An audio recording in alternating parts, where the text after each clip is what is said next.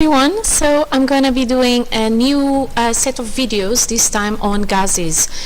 So again, it's going to be a playlist later on for this topic, and this is not a very long topic. It's about the ideal gas equation, the gas that that together made the ideal gas equation, and the kinetic energy of gases, or the kinetic theory of gases, sorry. So there are three experimental gas laws, and I will give you detail on all of them. And they are the Boyle's law, that says that the pressure times the volume is constant, or for any gas or two different gases, the pressure times their volume is going to always give you the same number.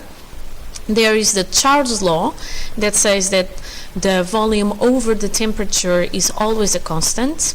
And there is the Gay-Lussac's law, that says that the pressure over the temperature is, again, always gives you a constant, okay?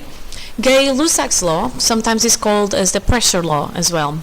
And now, if you think about it, I have pressure times volume, volume over temperature, pressure over temperature. I can join all of these laws together to say that pressure times the volume over the temperature equals a constant, okay?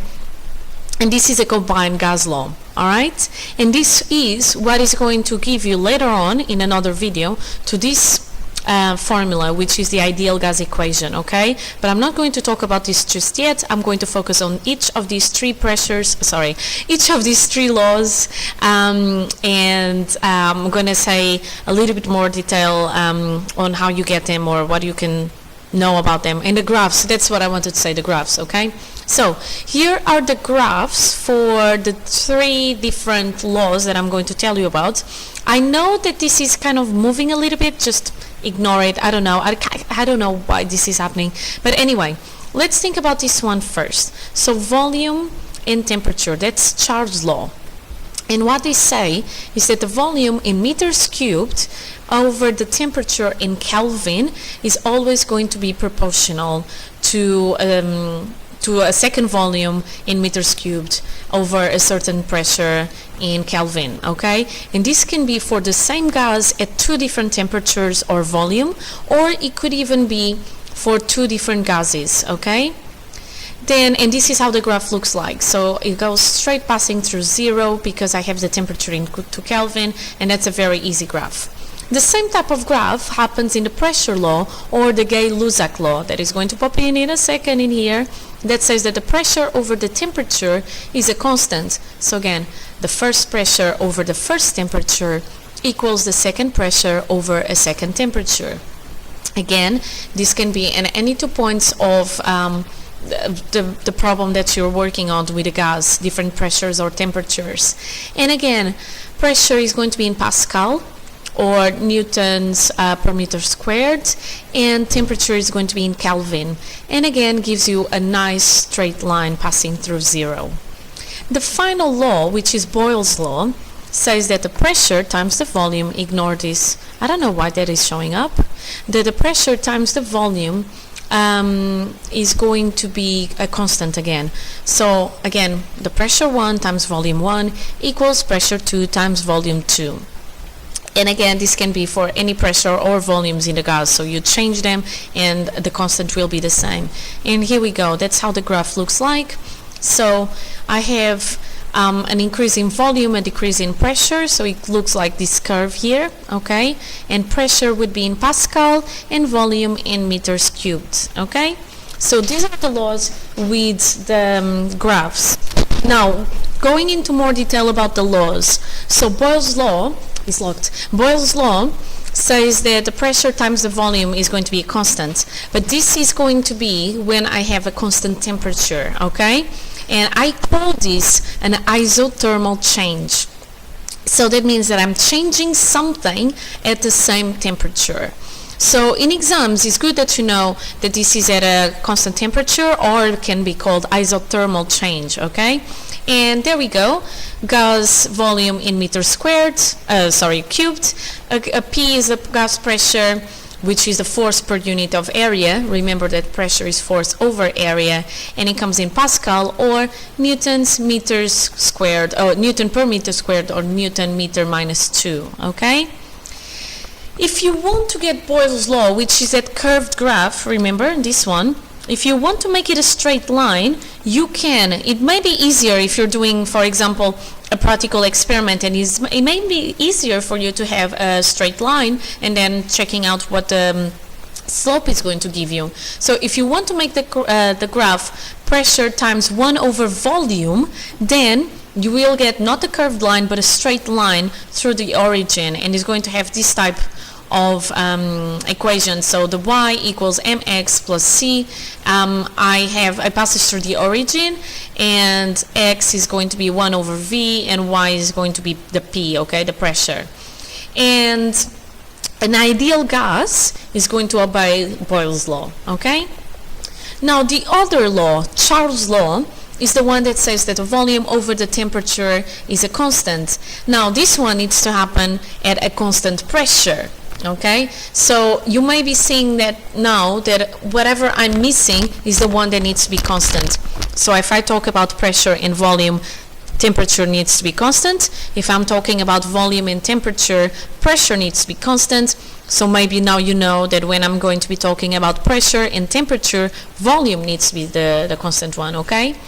So this happens at a constant pressure, and I call that an isobaric change, okay? Again, the volume is going to be in meters cubed. The temperature is going to be in Kelvin, okay? And no matter how much gas I'm going to be used, provided that the gas is an ideal gas, the volume of this gas would be 0 at absolute Kelvin, which is 0K. Remember, you don't put the degrees.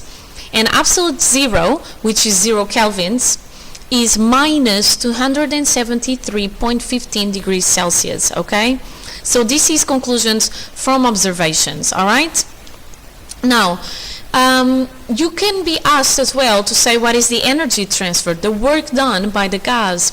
Now, if you want to calculate that, all that you need to do is multiply the pressure, P, times the change in volume, and that's going to give you the work given by work done by the gas, okay?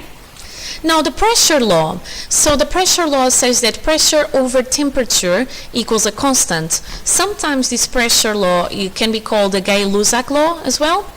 And again, this happens when the volume is constant, which means as isochoric change. And actually, thank you to my students that went up to look on the internet about the Greek meaning for isochoric, and that means that you would have the same amount of volume. So isochoric would be for, oh no, I forgot the exact word first, but it has to do with the amount of stuff that you have there, okay? I now forgot the word. I knew it like the previous slide. Anyway, so again, temperature needs to be in Kelvin. And the pressure needs to be in Pascal, or then Newton minus 2, okay, or Newton per meter squared, okay, and that's the pressure law. And you may have seen as well in the pictures that I put you how you can measure this or experiment with these laws, okay. Some of them are easier to do than others in lab.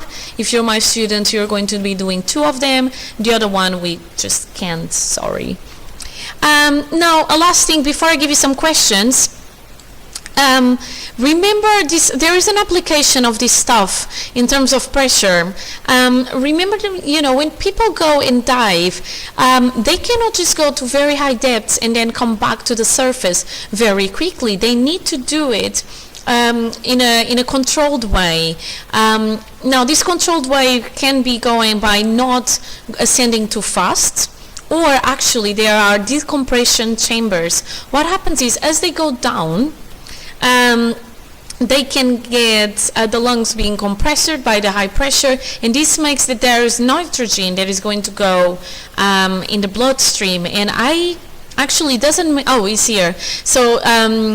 So if the diver ascends too fast, then the nitrogen, the dissolved nitrogen, is going to be released into the blood system, and it causes a lot of pain. And this is actually a life-threatening condition, which is known as the bends. And it's known as the bends because people would bend in pain, okay?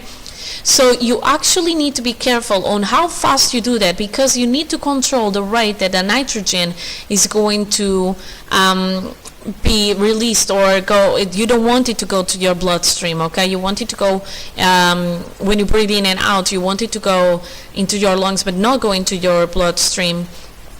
in a very fast way, okay? So you need to either descend slowly or ascend slowly, or then nowadays you can use decompression chambers, and people can die from this, as I told you. So this is just an application of the pressure law, for example, and here are some questions. And do I have the answers for these questions? I do. And these are the answers for the questions if you want to try to attempt them, okay? So that's it for today. I will be doing another one with the ideal gas. And yep, if you need anything, just let me know. Bye, take care.